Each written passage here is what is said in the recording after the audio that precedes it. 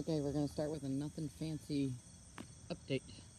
In fact, the yard's quite the mess. You can see the giant pile of mulch. And this is all said and done. This will be the third pile that I've had delivered, and I had two piles before that from last year. But it was the size of my car. I've gotten half of it out on the third try, so by the end of this, it'll be 130 yards. So practicing what I preach, build the soil, people. This is the living fence going in. This is the willow, wampum willow, if you will. So curly willow put in at angles. I'm not sure if you can see the angles, but this will get woven together and will form a living chain link fence. So it'll just keep getting bigger and anchored. Nothing's going to take it out. So it's right on the drainage slope and sucks up all the water coming out of my neighbor's yard. And what's going on with the focus here? There we go. Okay, so the birch tree this year did not get attacked with army worms, which is amazing because that's one that was completely denuded the other year. And we walk around here. I've already cut back the lamb's ears. This is the kind of lamb's ear that just goes crazy. And if you want it for foliage, which is what I want, you cut off all the flower stems.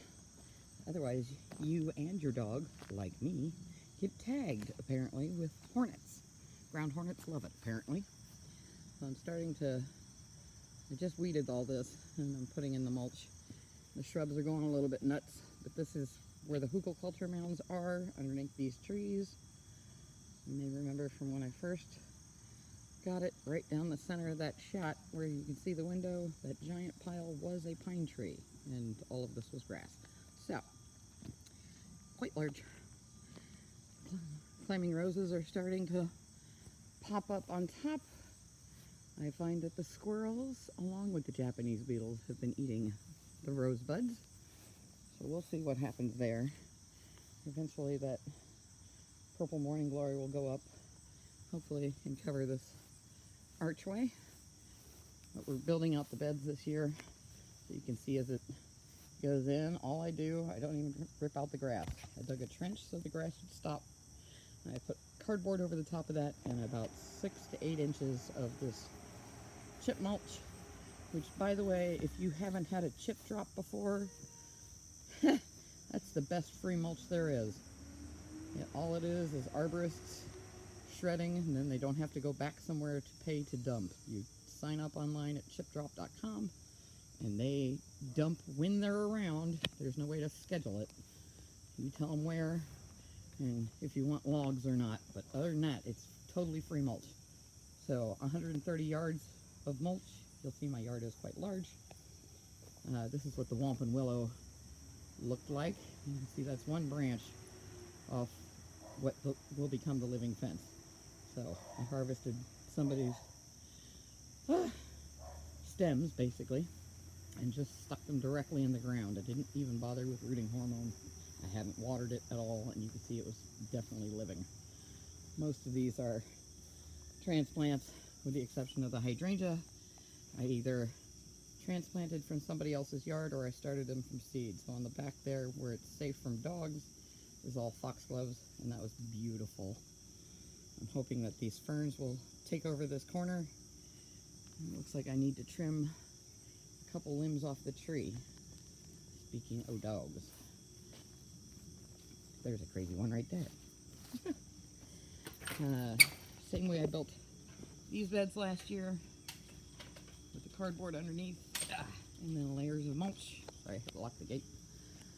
More hydrangeas, a cotoneaster, a rescued cherry laurel. You can see he's ailing now, but hopefully he'll do better. The inspector going through. Little by little. You can barely see it because it matches the mulch right now, but there's a 9-bark mixed in with that geranium. The birch tree, another one like the one in the front. Another curly willow. Swamp hibiscus, all along the fence line. We've got miscanthus grass growing in. All the tomatoes were volunteers, and I'm not even bothering with staking them this year. They've just flopped over. I don't care. I've got so many, it doesn't matter. drip lines. We cut slowly. We're gonna have these trees are gonna grow up. Well, last year they're just now starting to take off, which is great. The other ones on the fence line get cut down every year. They keep doing this. I hate them. They're mulberries. And this year I think I'm just gonna let them go and just be damned. The herb garden that, you know, that couldn't. Not everything is a success, guys.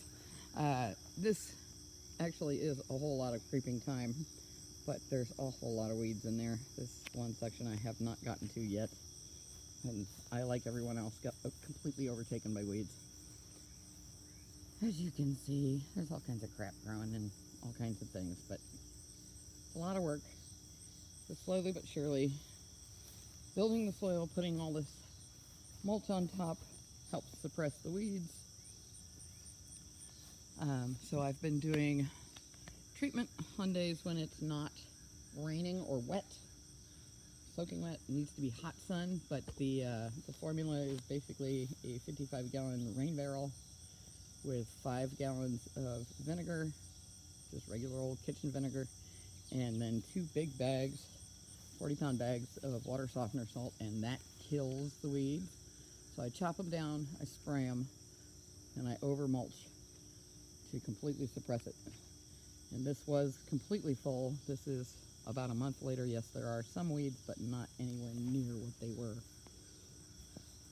Looks like this particular Leland cypress has taken on about 3 feet so far this year.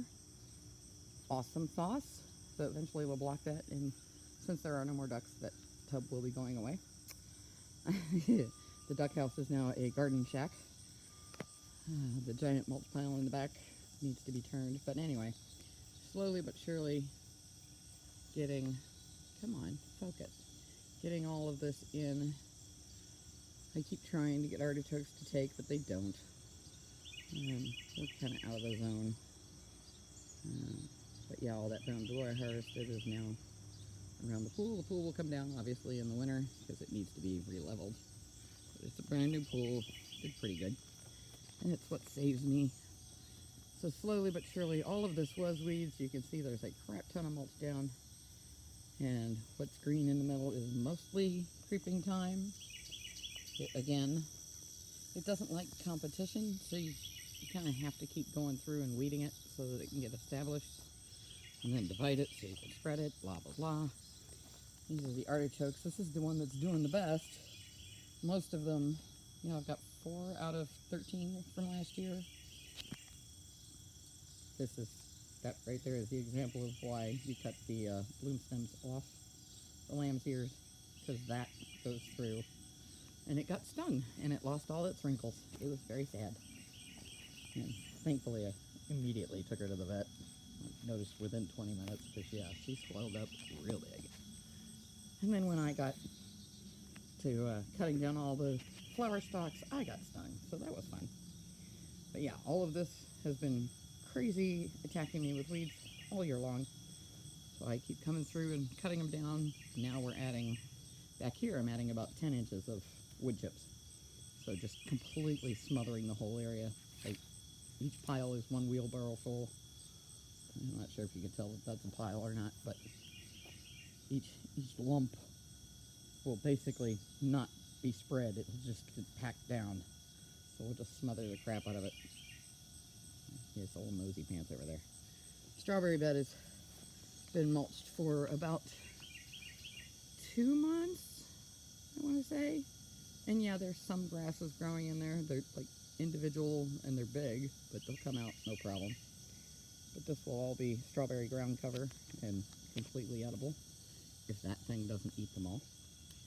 And this is where you can see how much weeds there are back here. This is all weeds. So pile by pile, I'm just completely filling it in. And this will all break down into soil and be plantable. And in the meantime, suppress the weeds. So yeah, the blackberry patch. This is the shade bed.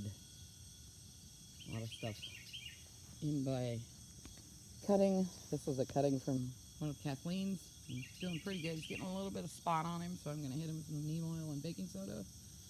And that should take care of that. And yeah, that thing is going to run through constantly, so I just come to accept it.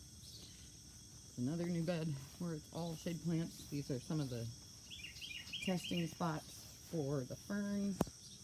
I think, I don't know if you can really see them. There's one in there.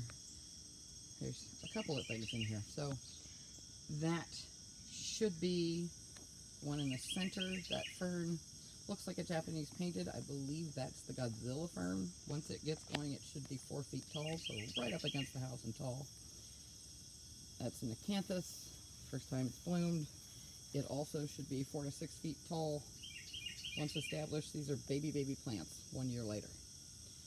The royal fern, I think, is my favorite. So that's the really spaced out fingers amidst what I think is a cinnamon fern. I'm not sure.